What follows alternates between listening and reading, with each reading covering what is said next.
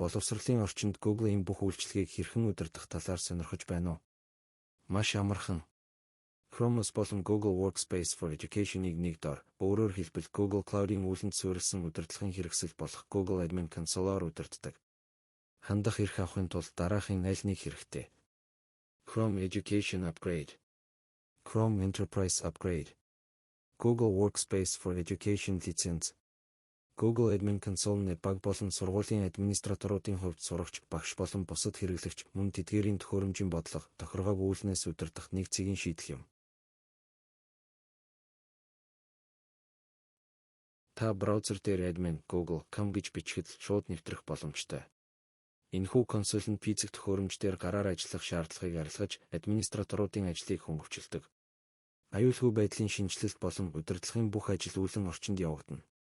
Ердөө хэдхэн товшилтоор администратор, application, бодлого, тохиргоо зэргийг төвлөрсөн нэг системээс тараах боломжтой.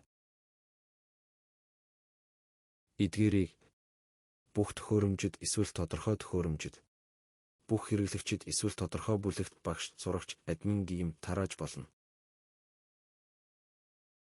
Боловсролын байгууллагад чухал удирдлагууд.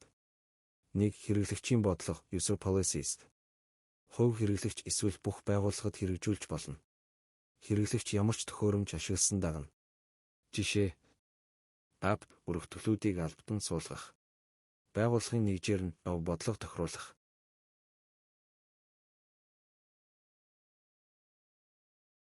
2. Төхөөрөмжийн бодлого, device policies. Зөвхөн төхөөрөмжид үйлчилнэ. Хэн нэвтэрснээс үл хамааран ижил байна.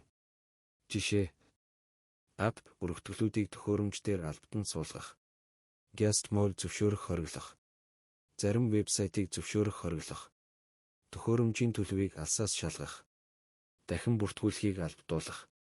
Төхөөрөмжийг алсаас устгах. 3. Сүлжээний бодлого, network policies. Сүлжээний тохиргоог удирдна. Жишээ: Wi-Fi тохиргоо, сертификатын удирдлага, VPN тохиргоо. Дүгнэлт. Google Admin Console төхөөрөмж болон хэрэглэгчийн удирдлагыг хэлбэрчилж, болон сургуулийн администраторуудад чухал цагийг хэмдэг. Ингэсэн багш нар техникийн асуудалд бус суралцах үйл явц болон инновацид төвлөрөх боломжтой болдог.